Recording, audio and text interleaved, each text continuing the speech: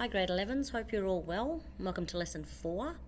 We're moving our attention away from the careers we've been looking at, and I guess we're going to look at another part of the world, and we're going to look at slave labour and sweatshops as the heading indicates.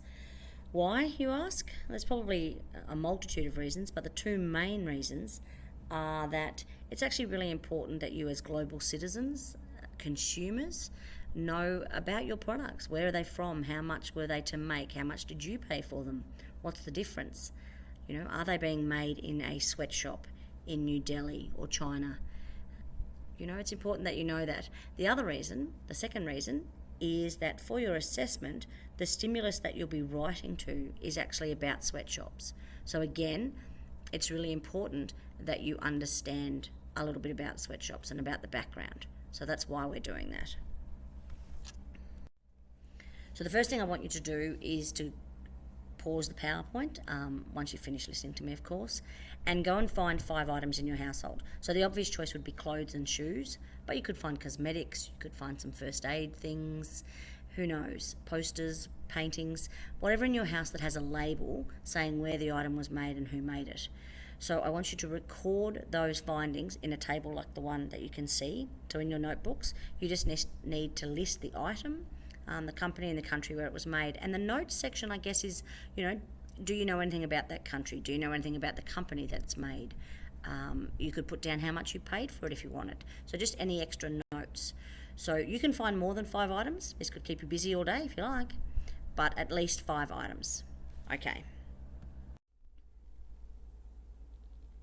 I'd like you now to have a look at this article from the New York Times, and I'd like you to identify all the emotive language. So the language that gets you to feel a certain way, the language that positions you, and that's the key point, it's positioning you to think a certain way. So they have purposely chosen language that's making you think a certain way about sweatshops and child labour. So I've done that first sentence for you. So a vision of hell, somewhere that no one wants to be. A mountain of festering refuse, so a huge pile, like it's massive, festering, it's disgusting, it stinks, it's rotten, refuse meaning rubbish. Even the word hike is purposely put there because it indicates the difficulty. They haven't said a half-hour walk or a half-hour stroll across the emitting clouds of smoke. They haven't said a half-hour skip. They've actually used the word hike to indicate that it's difficult, it's hard going. So what I want you to do is to read the rest of the article and identify all the emotive language.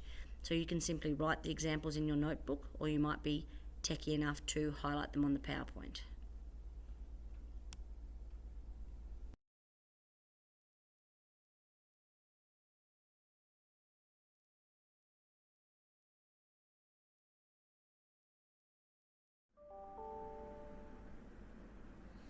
Okay, so now I want you to watch a clip. It's a small section from a documentary called Zoned for Slavery.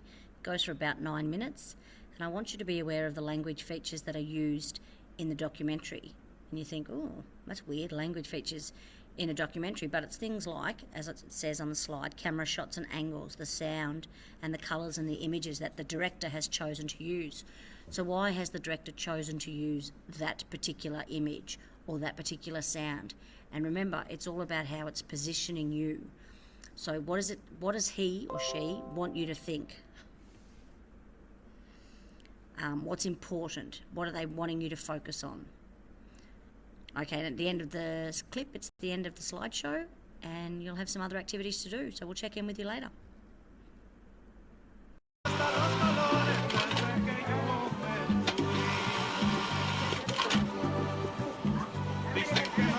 Six mornings a week in Honduras, the Dominican Republic, El Salvador, and Guatemala, almost 500,000 young people, mostly teenage girls, set out to work in the free trade zone factories, the maquilas. In the U.S., most of these youngsters would be heading to school. Here they work 12-hour shifts, deprived of an education, deprived of a future, producing goods for the U.S. market at 5 to 10% of U.S. wages. The company names are familiar: Sag Harbor, Arizona for J.C. Penney, Gitano by Fruit of the Loom sold at Walmart, Eddie Bauer, Oshkosh, and more, all assembled by children in these monstrous sweatshops of the New World Order. If you take a look at these ads here, which are targeted at U.S. companies to convince them to go offshore, to access the low wages in El Salvador or other countries, you'll see the wage 57 cents an hour if you would go offshore.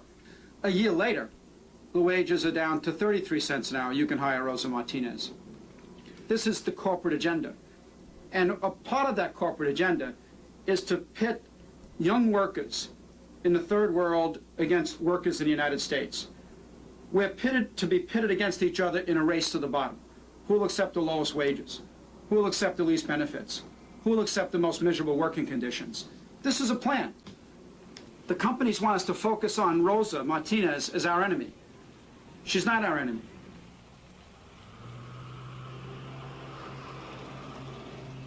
Para una niña de 15 años, For a 15-year-old girl who has not yet completely formed a personality,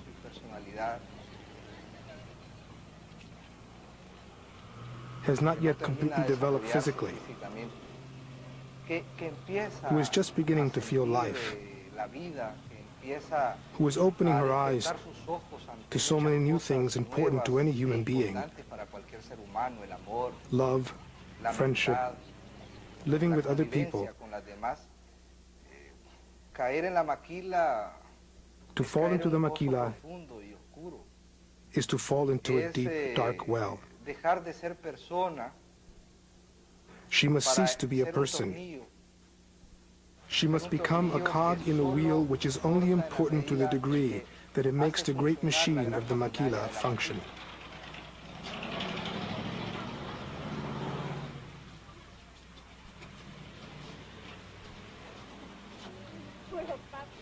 All of the free trade zones keep their own goon squad, their own armed security people. So of course, it's almost impossible to get into these plants to do any research, to do an investigation. The system is hidden behind barbed wire, hidden behind these guards with their weapons.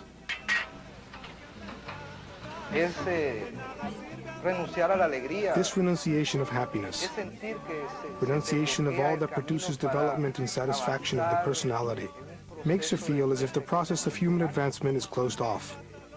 She sees herself plunged into darkness. This Gap shirt was made in El Salvador. See the price tag, $20 US. In fact, 40 workers in El Salvador in one day produce 1,500 of these shirts. $20 times 1,500 shirts is $30,000. The workers in El Salvador earning 56 cents an hour, they make, all the 40 workers collectively, they make $180 for the day. In other words, the women in El Salvador get paid 12 cents for each $20 Gap t-shirt. We have a very important question to ask. What has happened to the $19.88? Where has that disappeared to, since the workers only keep 12 cents out of the shirt? Under recent Republican administrations, the U.S. Agency for International Development has funneled well over $1 billion of taxpayers' money into creating the free trade zones. In these protected areas, corporations import materials duty-free and export the finished garments to the U.S. at special reduced tariffs. They pay no corporate taxes, no income taxes, little or no Social Security or health benefits, and they treat their workers like slaves. There are no inspections, no regulations, and when workers try to organize, they are fired. Under such a system, of course you're going to lose jobs in the United States. Oshkosh has closed 3 plants, hundreds of workers have been put out of work. Since 1980, the United States has lost over 500,000 apparel jobs. We're losing about 28,000 apparel jobs a year. They're not helping the economic situation over there. They're giving slave wages, and they're bringing that garment back and selling it for a high price to Americans. What are the American people going to buy these products with? Because we're not going to have jobs. We're going to be unemployed. Equally as important, if you pay someone 38 cents an hour, that person's never going to purchase a product made in the United States. This can of Spam would be about a day and a half worth of work for a maquiladora worker. Campbell's soup, this would be another day and a half's worth of work. In other words, the workers in Honduras are not earning enough to purchase even these simple U.S. products. So you lose at both ends. You lose jobs at one end, you have falling wages at one end, our end. At the other end, you can't trade. There's no one to trade with. You can't trade with someone making 38 cents an hour.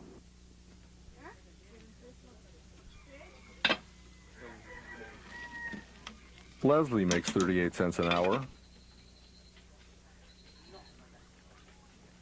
Her few hours outside the factory are spent helping her mother.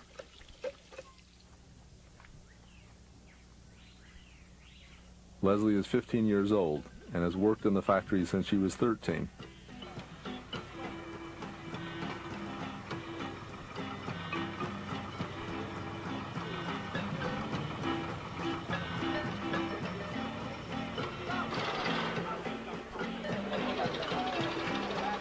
For bus fare and lunch money, the girls are not allowed to bring their own food into the factory, consume much of her tiny paycheck, leaving just enough to keep the family from starvation. Leslie works at Orion Apparel, a factory owned and managed by South Koreans, making goods for the U.S. market. The system has functioned perfectly for the companies up to this point because it's all been done behind closed doors. It's all been hidden.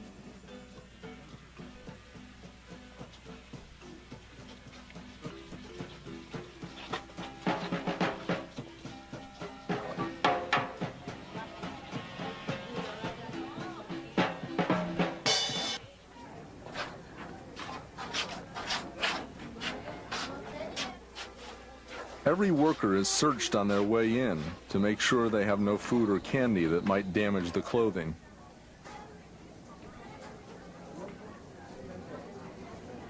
They line up for attendance, and then their day begins.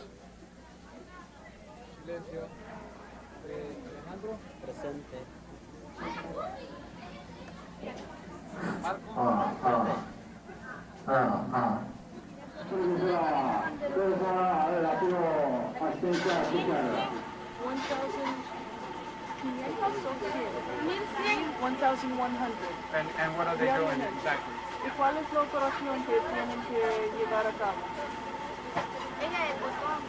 She makes buttons, she does buttonholes? She does the buttonholes, 100 shirts or 1,100 shirts, 1,100 shirts. 1,100 shirts. It's Channel shirts. Channel.